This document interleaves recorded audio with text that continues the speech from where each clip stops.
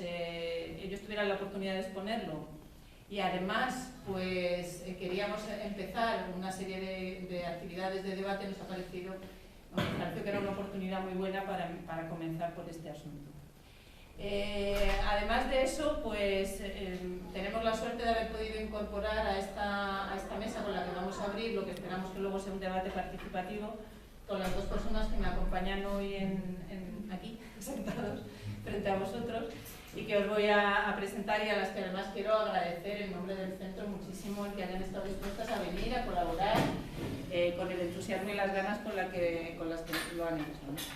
A mi derecha está Luisa Quintero, ella es profesora del Colegio Escrito del Tomás Ibarra, es maestra, está impartiendo clases en tercero de primaria, pero tiene una larga experiencia también en otros países, ha trabajado en Irlanda, ha trabajado en Estados Unidos, y bueno, nos puede aportar, igual que los alumnos nos van a aportar la visión de otras realidades educativas desde el punto de vista de los alumnos, pues ella lo va a hacer también desde el punto de vista de un profesor, y además de un profesor de primaria, para que no nos quedemos aquí siempre en el mundo de la secundaria, ¿no?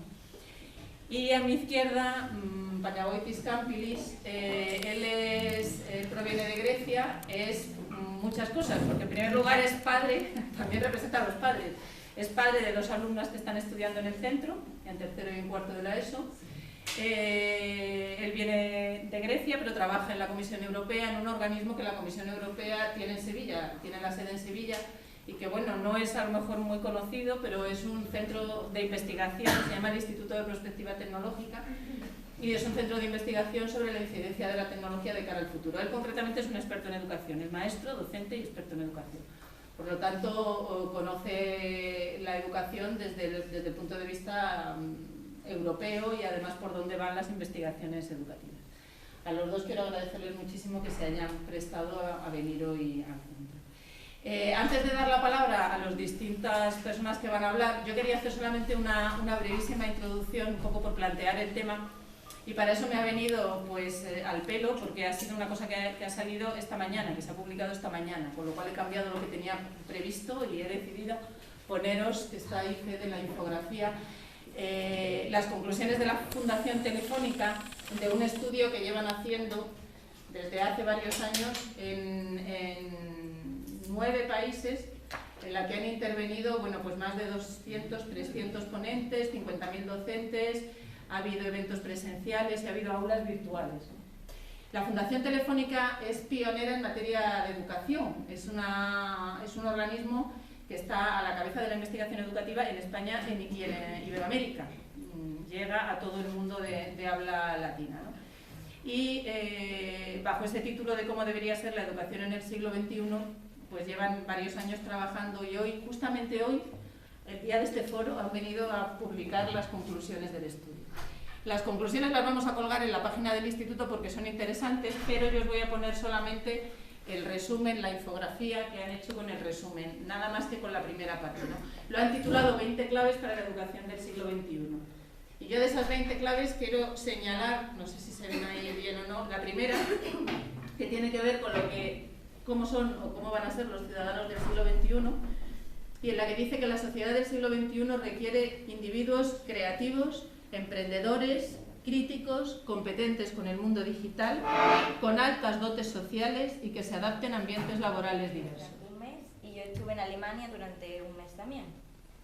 Y mientras estábamos allí se nos mandó a hacer una tarea de investigación sobre los sistemas educativos en estos diferentes países, que os vamos a presentar ahora. Bueno, pero antes, como una pequeña conclusión y así para saber su opinión, nos gustaría lanzar una pregunta y probaría que alguien levantase la mano y si no se responde brevemente, y es que ¿cómo consideran ustedes que es la educación de España comparada con la de otros países de Europa? Muy fuerte la pregunta, ¿eh? Así más o menos, peor, mejor, diferente. supone que es la que tiene, no sé, más prestigio a nivel educativo. Nos hemos dado cuenta que los españoles tenemos muchos complejos sobre nuestra educación. Y ahora veréis por qué.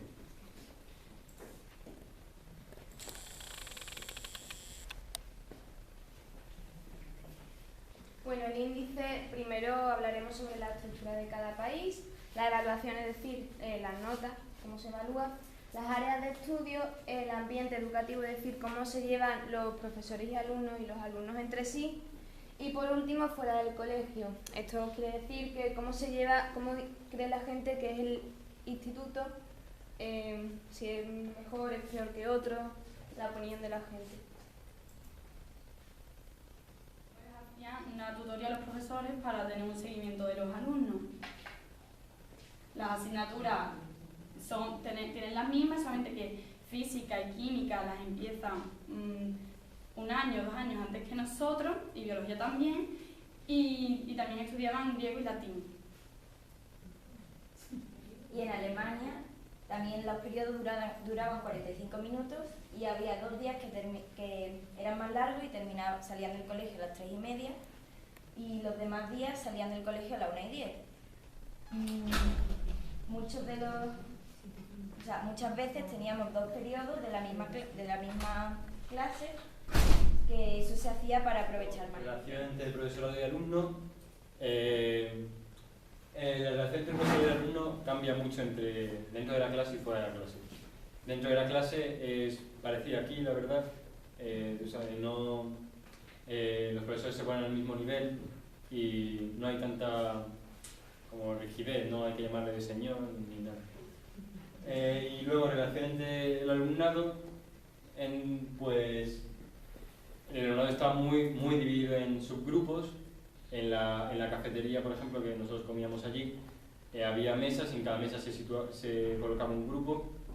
En los recreos casi nunca ibas a ver grupos mixtos, eran grupos de chicos y grupos de chicas.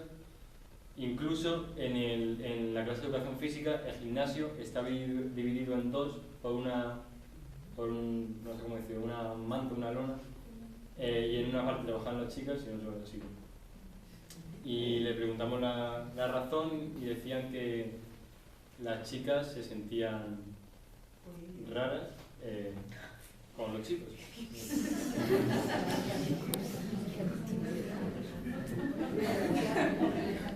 Respecto a los valores que inculcan, hicimos una entrevista al director del instituto, que allí es el representante y la figura de máxima autoridad.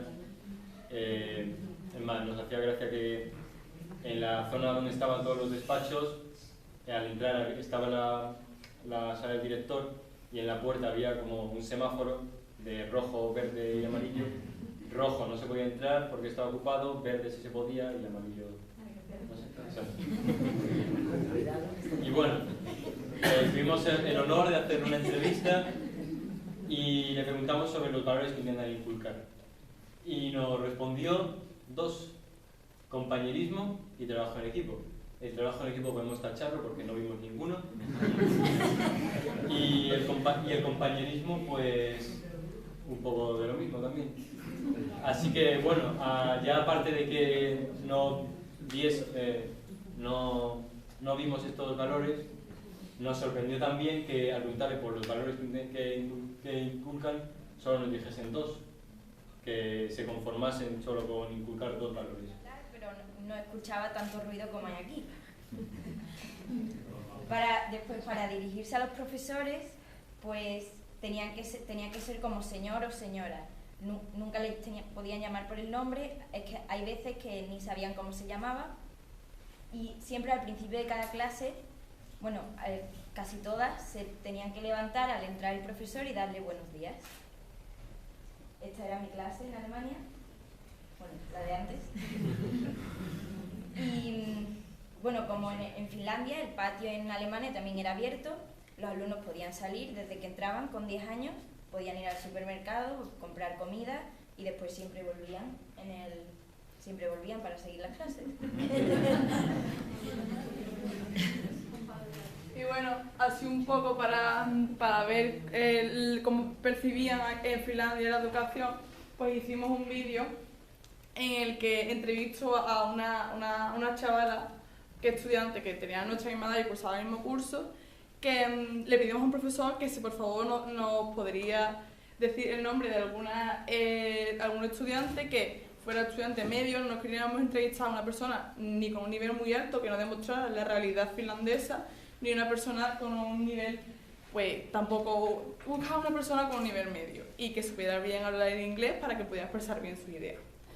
Así que nada, hicimos una entrevista. Itaca News, que ya es un poco reconocido en nuestra comunidad educativa, y después le hago una entrevista a una madre, que es la madre de mi compañera, con la que tuve yo el intercambio, y bueno, pues dejo para que veáis. El examen es muy difícil, realmente habla de que su examen es muy difícil, pero no lo está comparando con otros sistemas que pueda decir si es más difícil que otro, ¿vale? Y pues nada, el inglés de la estudiante es genial porque su padre era nativo americano y la madre estaba súper... No quería hacer la entrevista porque dice que su inglés era horroroso, que era un nivel bajísimo. Y digo, por Dios, si comparamos el nivel medio español de inglés con el tuyo. Así que nada. Estuve en 4 y bueno, yo le pregunté qué le parecía la educación en Holanda y en Holanda en general. Y ellos me decían que les parecían estupendas, la verdad, y que creían que tenían muy buenos profesores. Vamos, desde mi punto de vista, los profesores eran geniales, se llevaban súper bien con los alumnos, era, no, estupendo. Y bueno, decían que aprendían lo suficiente o más para llegar a ser lo que quisieran. Pero ahora, sin embargo, los alumnos me decían que la enseñanza pues era muy aburrida, que tenían mucho que estudiar. Vamos, igual que nosotros, pero que ellos no estaban muy contentos, los alumnos, pero los padres en general estaban muy contentos con la educación en Holanda. Y en Alemania yo hablé también con algunos profesores y algunos padres y me dijeron que en general pues sí estaban contentos. Y bueno, yo les pregunté sobre el colegio Gymnasium, que es al que yo iba, entonces no sé muy bien qué pensaban sobre los otros colegios.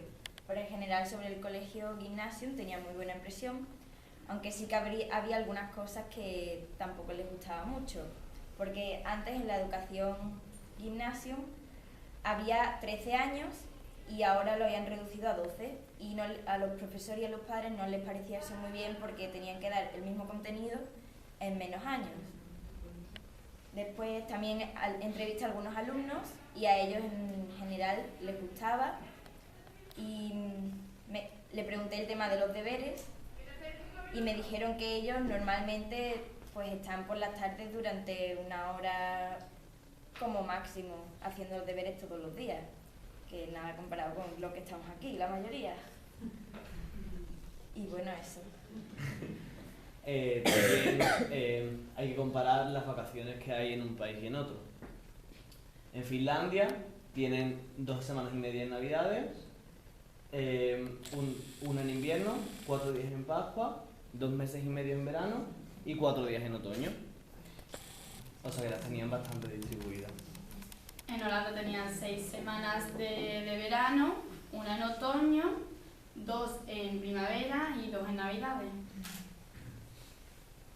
En Alemania las vacaciones tenían 6 semanas de verano y después empezaba el curso a final de agosto, y en otoño y primavera tenían 2 semanas, en Navidad también, y después terminaban el curso a principios de julio.